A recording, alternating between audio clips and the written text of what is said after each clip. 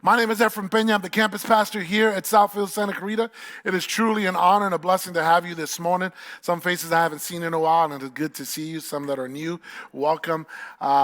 If My heart and my prayer is that God will grab a hold of your heart today, take you on an incredible journey, inspire you and encourage you to live your life in His way, in His plan, and that you leave here differently than how you came in, with more insight, with more wisdom, and the power of His word. Amen? And so we are wrapping up our series, Till Stress Do US part. I hope you've learned a lot. I hope you've been picking up on those things. I've been giving out homework like crazy every Sunday, and I've been getting emails and phone calls and conversations and text messages of people telling me what they're doing, what's going on in their world. And I'm glad that you are taking this and applying it to your life, because we've been talking about managing stress. Right? If we can manage stress better, and if we can manage stress better, it can change and impact, right, our love relationships for the better. Whether that is with your significant other, whether that is with your children, all right, with your in-laws, all these people that we love, people that we do life and have a relationship with. This is not just about the honey, I love you, right? It encompasses more, right? And so today, our last topic of the series is how to calm yourself when your buttons get pushed. All right, let's do it. Let's just make it. Let's just raise your right hand. I will not elbow my spouse next to me. Why are you're supposed to repeat? All right, so here we are. How to calm yourself when your buttons are pushed. How many of you have gotten your buttons pushed by your loved ones before?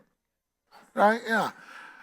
Your significant other, your kids, your in-laws, parents, like all of it, right? We've gotten our buttons pushed before. How does that make you feel, right? Angry, bothered, stressed, full of anxiety? Let me ask you this. You ever get so anxious that you have trouble doing the task at hand?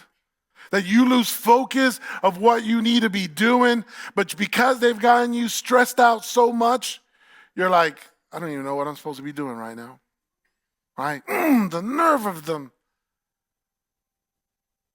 You start sweating, your hands get clammy, right? Your breathing becomes shallow, your heart is racing, you feel warm and flushed, and you think, oh my God, get a hold of yourself, get it together. But the more that you try to control it, the more out of control you feel. You certainly don't feel like yourself. You can't think straight and are completely overwhelmed. And maybe it's so obvious that someone around you says, man, relax. It's all in your mind. Listen, that word relax is like a buzzword in my house. If I say relax to my wife, she's going to throw something at me. She don't like me saying relax when she is feeling a little bit anxious and stressed. But it doesn't feel like it's all in your head, right? It feels like it's in your body. That's because it is. In her book, The Wisdom of Your Body, Dr. Hilary McBride says this: emotions happen inside the body. They signal to us and others through our body what's going on with us. Our bodies are always calling us into an awareness of what does not work and what needs to heal. Unprocessed emotions don't just disappear, but linger, speaking through our bodies in the form of trauma responses and pain. When I read that, I was like, I understand now. I understand why things blew up, right? In other words, our feelings always manifest physically. Our feelings inside always manifest physically. This is especially true for anxiety, frustration, fear, and agitation. Because when we're upset, we'll often slump our shoulders forward and we grit our teeth. When we're nervous, our stomachs cramp up or we laugh nervously. We're not intending to do these things. They just happen. It's almost like your body knows how to feel before you do. But what's weird is that we don't all feel the same things about the same things.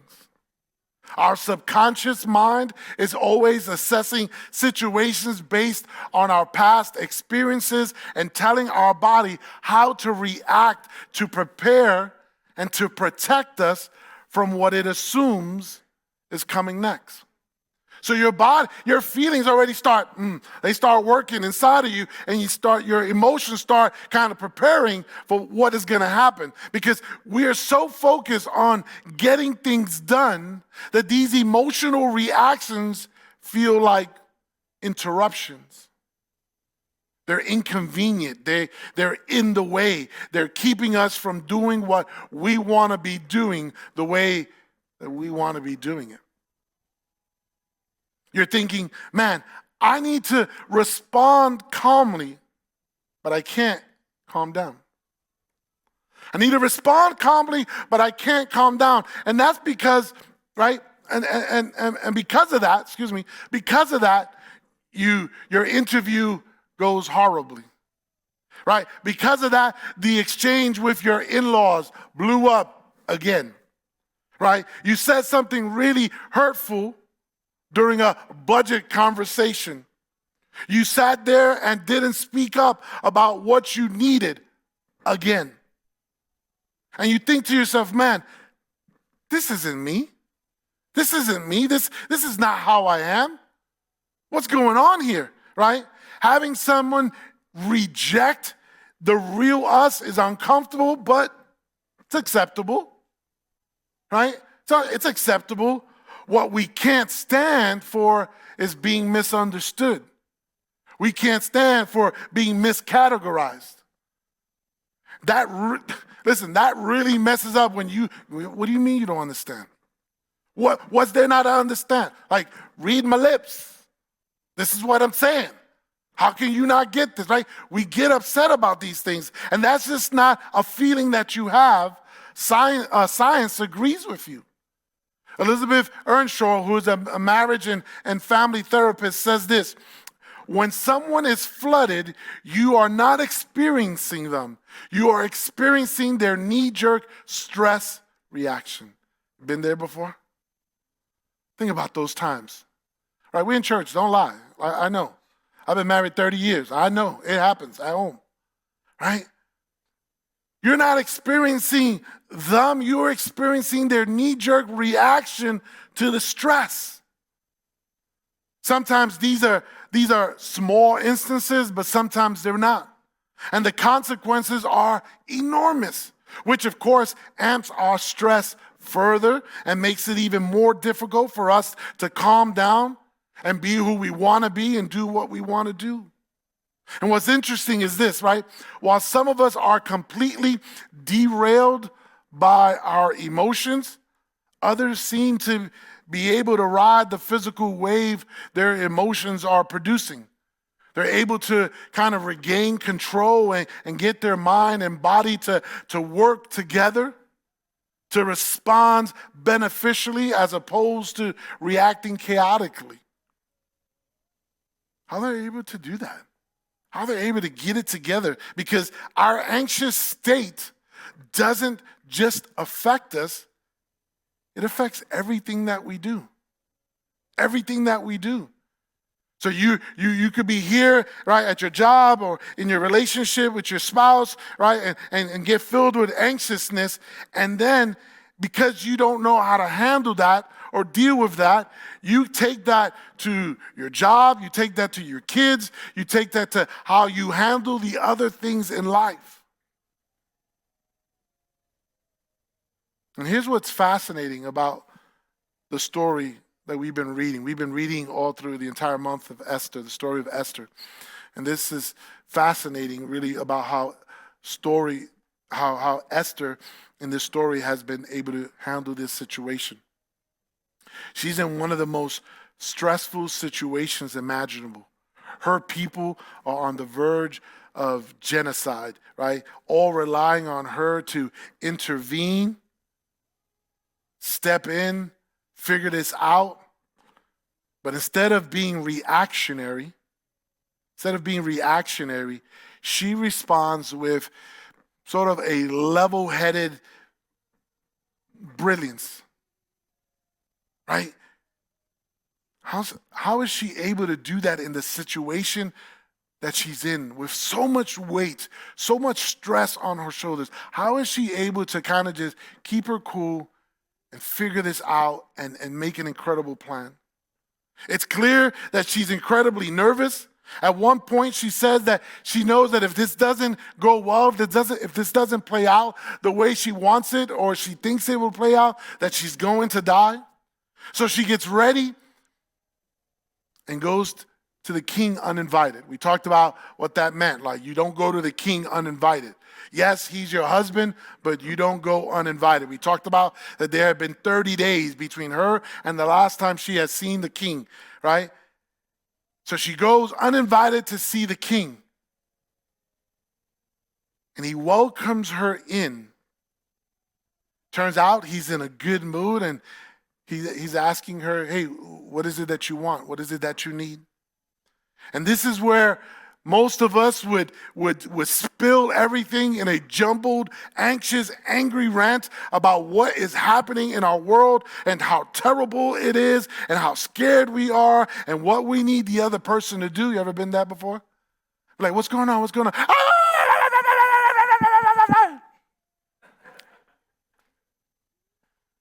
You laugh because it's true.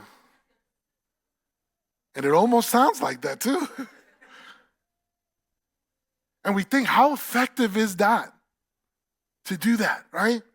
Oftentimes, we just transfer our anxiety to the other person.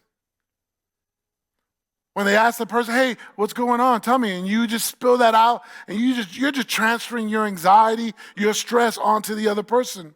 Now we're both worked up. Now we're both overwhelmed. Nobody's thinking straight. Lots of rolling eyes and mean mugging going on. Been there too, I know. You both have a little defense and are on edge, a little attitude has come out. If you're Hispanic, start stomping the feet. Amen. For some of us, this is the cycle our relationship is stuck in. We're stressed out. We're spread thin. We're running on empty. Something happens that pushes our buttons. We react and push. Our partner away. We feel bad. We apologize. We say we won't do it again, but we do. And the cycle just repeats itself because we have no idea how to change this part of ourselves. We intend to do better, get better, be better, but we don't seem to really be improving on this. And the predictable rhythm we've fallen into is wearing our relationship thin.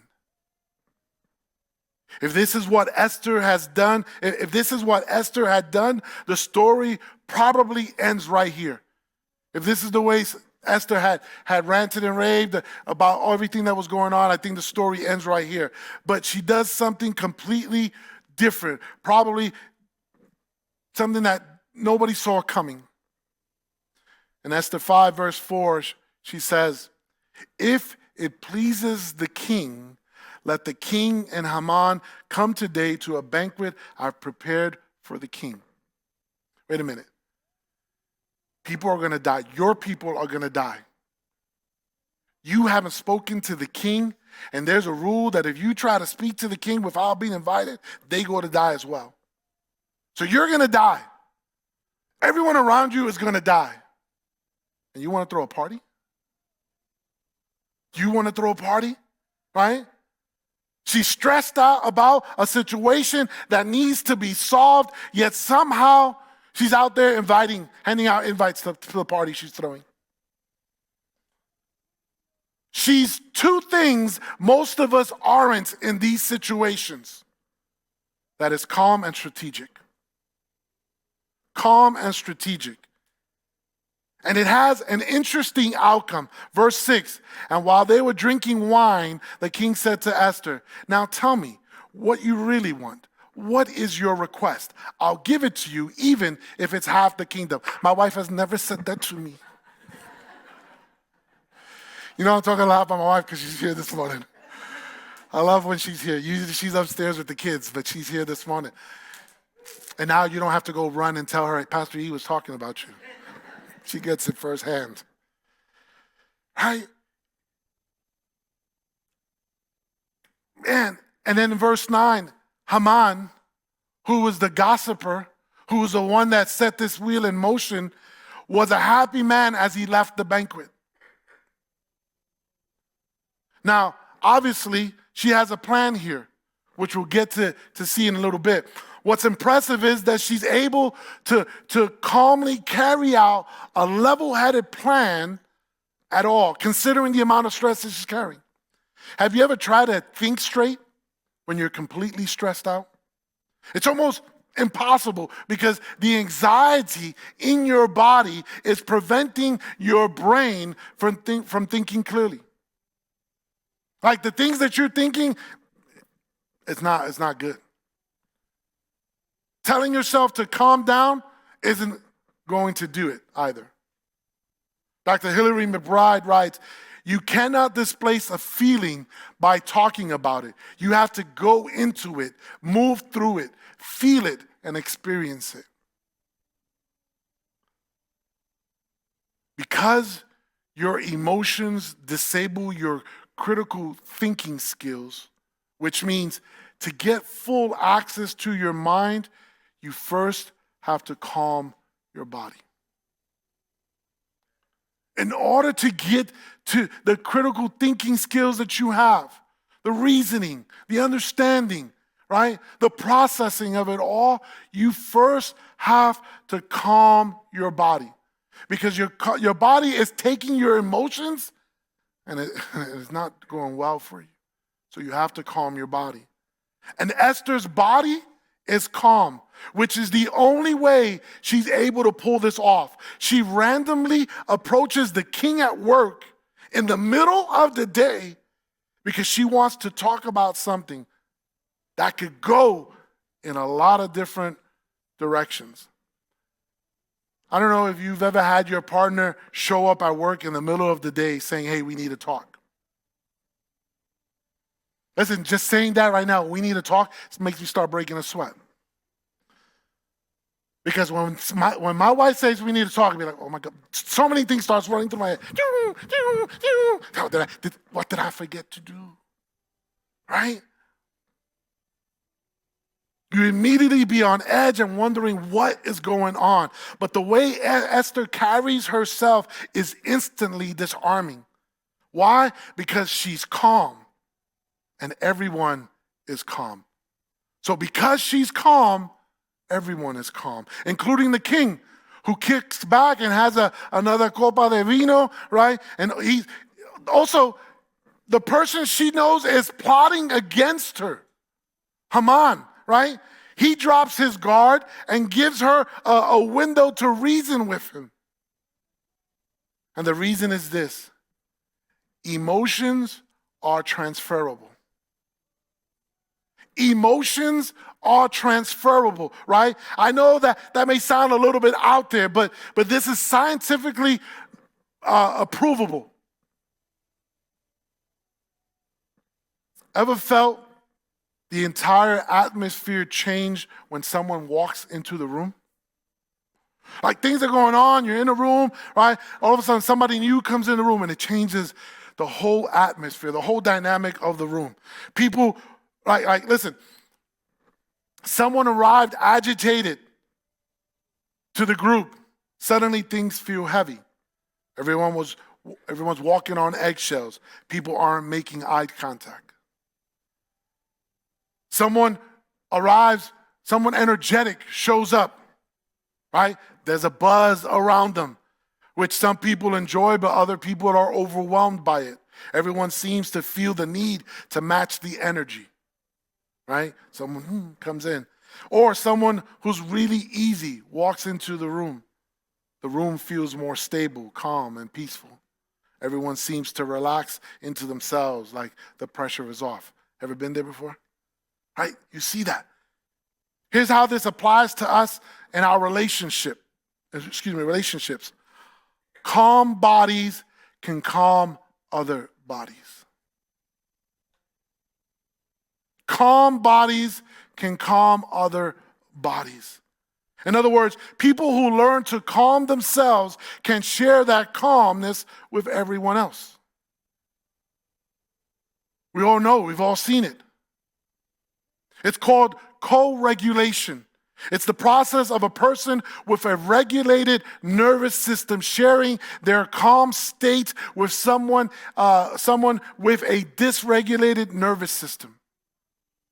So if you who are calm comes into a room where someone is not calm, who you're able to come in, step in and calm the room, the atmosphere, the person.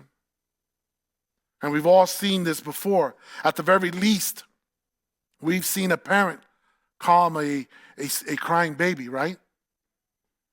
Their voice is soft and it's soothing. They remain patient. They relax their face.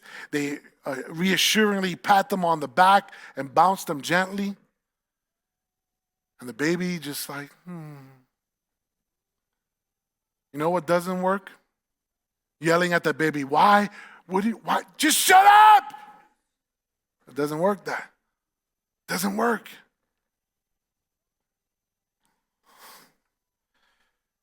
Why? Because that's just going to create more anxiety. That's just going to create more anxiety. It's going to escalate the chaos and the stress. And yet, this is what most of us do to each other. When the person that you love comes into the room or is a little agitated, is a little stressed out, and starts throwing stuff out there, you are not like, don't worry about it. Come on, let's think this through. Let's figure it. You're like, shut up! You're stressing me out!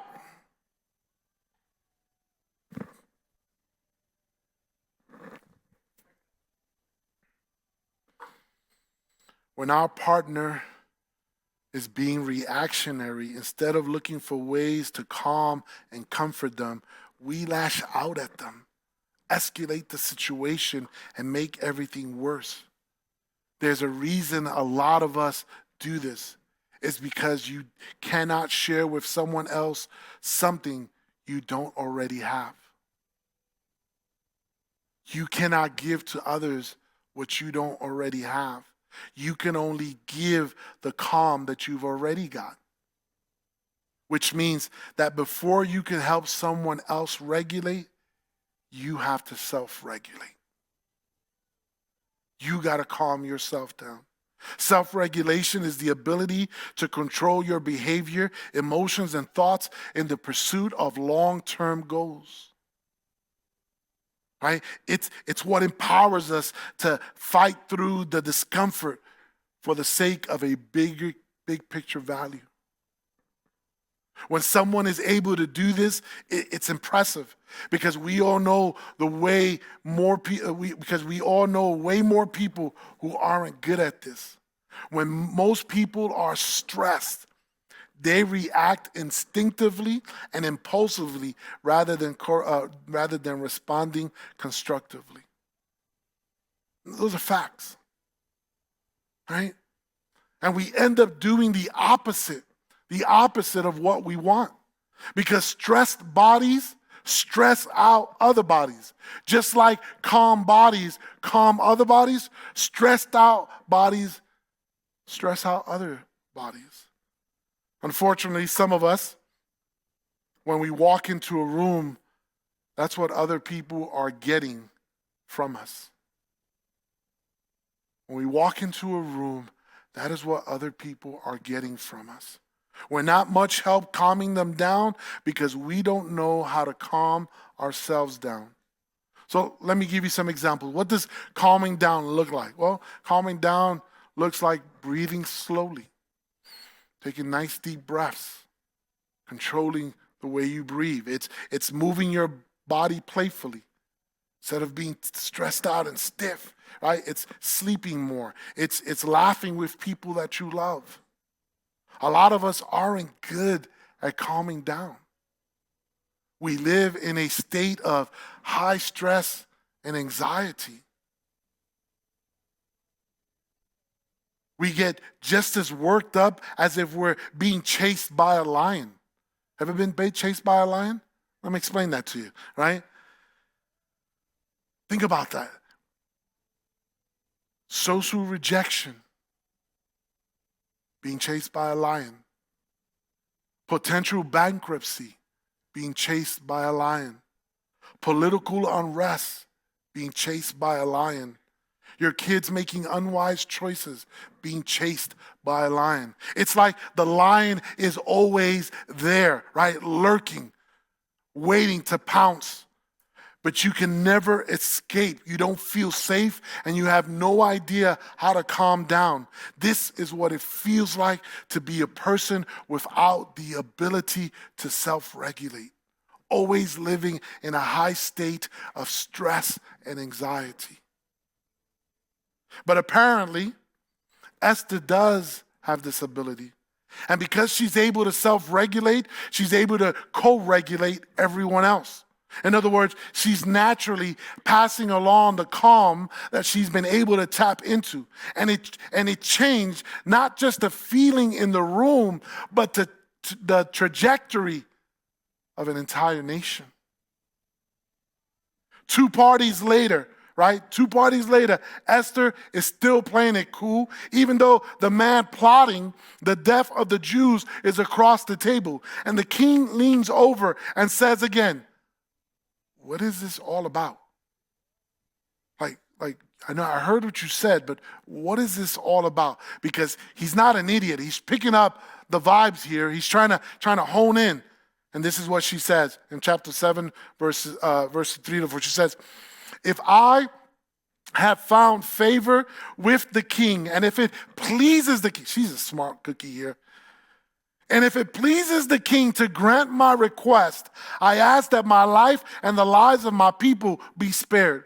Verse 4, for my people and I have been sold to those who would kill, slaughter, and annihilate us.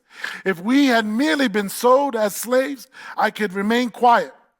For that would be too trivial a matter to warrant disturbing the king. She's smart here. She is smart. She is calm. She's getting her request forward. And her husband, the king, what do you mean? It's like he's like, really? Like he's also, let's be real, he's also like 2 bottles into the wine already, right? and so he's ready to throw down. He's ready to throw down. And he says in verse 5, who would do such a thing? Who would do such a thing? And who would be so presumptuous as to touch you? And Esther, right, sitting at the table, she goes like this. She points to across the table to Haman and calmly says, that dude, that fellow, that ugly guy right there, him. Needless to say, the king puts a stop to it. Haman is put to death, right? Esther is elevated, and the Jewish people are saved from destruction.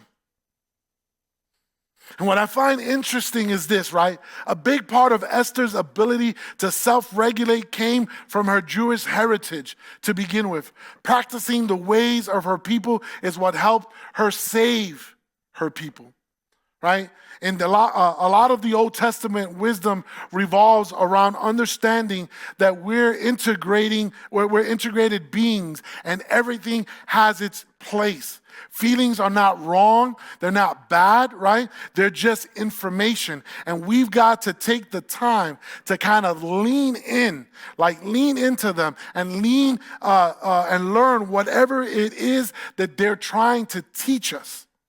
I think this is the heart behind the verses in Ecclesiastes 3, right? Verses 1 through 11. I don't have it on the screen, but I'll quickly read it. It says, for everything there is a season, a time for every activity under heaven, a time to be born and a time to die, a time to plant and a time to harvest, a time to kill and a time to heal, a time to tear down and a time to build up, a time to cry and a time to laugh, a time to grieve and a time to dance, a time to scatter stones and a time to gather stones, a time to embrace and a time to turn away, a time to search and a time to quit searching, a time to keep and a time to throw away, a time to tear and a time to mend, a time to be quiet and a time to speak, a time to love and a time to hate, a time for war and a time for peace.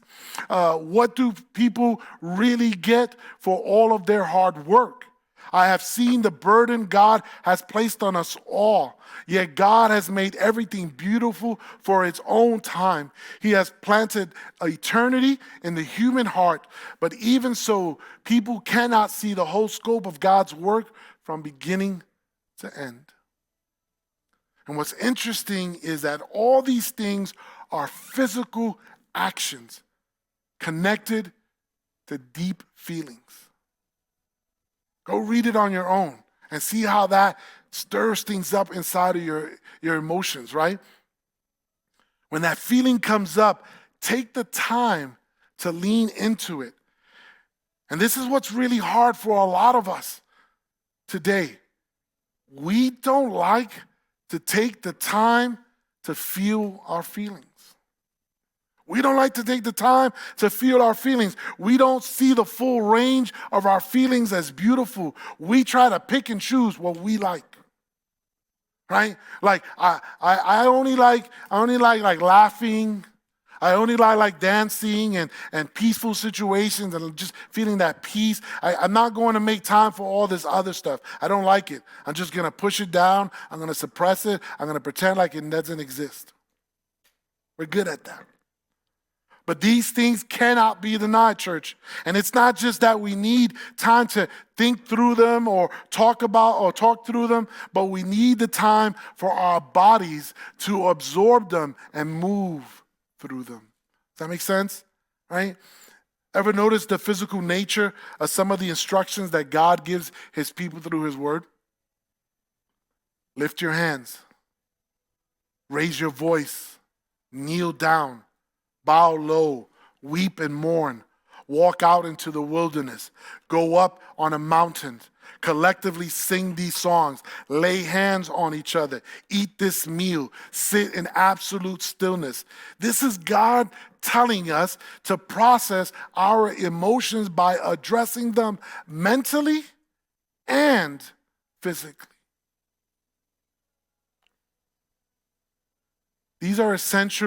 There are essentially two components to self-regulation, church. There's the preventive rhythms and there's the prepared responses.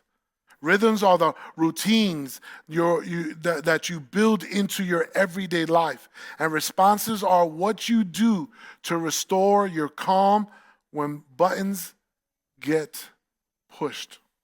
The Jews have all sorts of centering rhythms that Esther used, right, that she was raised up with. But Paul, in 1 Corinthians chapter 9:27 says, I discipline my body like an athlete, training it to do what it should. Otherwise, I feel that after preaching to others, I myself might be disqualified.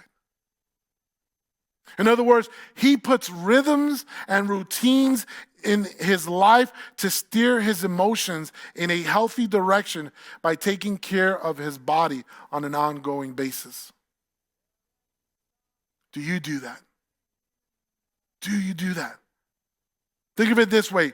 If you shake a bottle of soda, right, and you unscrew the lid, what's going to happen? All hell's going to break loose, right? It's going to be a hot mess. But if you twist the lid little by little, and you close it, you open it again and you close it, and every time you open it, you hear the tss, close, tss. What are you doing? You are regulating. You're depressurizing everything that was inside that bottle. And little by little, you're letting out until eventually you can just unscrew it and nothing will play out the way you thought it would, right? You need rhythms that regularly release the pressure that's building up inside. So what does that look like for you? Well, that could look like devotions. That can look like being part of Rooted. That can look like a rest day. That can look like exercise. That can look like a coffee with a friend so that you can vent and share. Your preventive routines are going to look different from others, but you need to have them. They're important. And that's only half of it, really. You also need to have prepared responses. In other words, you need to think through how you're going to respond to an unwanted situation before it gets there, so that you don't blow up, so that you don't lose control, so that you have the tools around you to kind of regulate what's going on. Elizabeth Earnshaw suggests thinking about your stress as a thing all on its own. She says to picture it as like a cute little anxiety creature, like a little small and cute frightened kitten or a puppy, right? This visualization, will help you to calm it instead of kind of stirring things up, being aggressive with it. If you look at it, be like, oh, he's so cute, it's a little puppy. How do I calm this down, right? So here's what that process might look like. Notice, sigh, soften your focus, move, accept the way you feel, make soothing sounds, right? Speak kindly to yourself. All of these things that will help you be better and do better. And here's the good news. If you do this, not only will you be able to calm yourself, not only will you be able to restore your sanity, you'll be able to make good decisions at that moment. But it will also empower you to help the people around you as well. It only takes one person to change the trajectory of a relationship. Because calm bodies do what? Calm other bodies. Amen? So let me wrap this up this morning.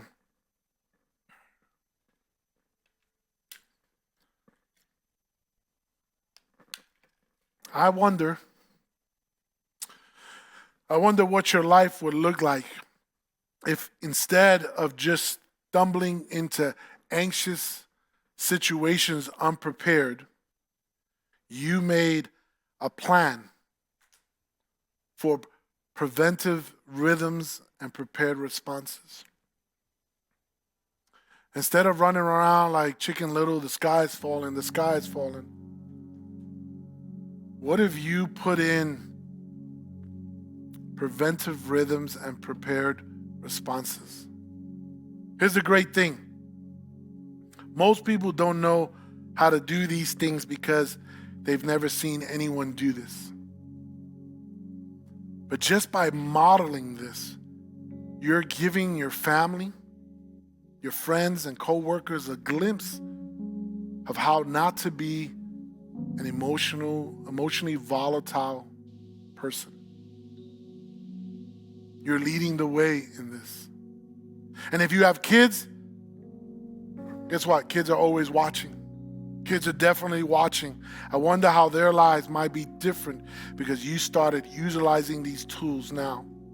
That when they get to the stage of life that you're in, they're so much better equipped and prepared to navigate these situations, which are going to happen. You can't protect them. You can't shield them from it. You can just help them be better and do better. So here's what I want to challenge you to do this week. Think about what calms you. Tell your family so they know how to recenter you. I know that telling my wife relax is not gonna do it. So we need to figure out something else. It's humbling, but yet it's so helpful. And it also reminds people that your emotional state is not their fault. It's not their fault. And that's one of the greatest gifts that you can give the people around you. Don't add fuel to the fire. Figure out how to be better and do better. Your relationship matters that much. Amen?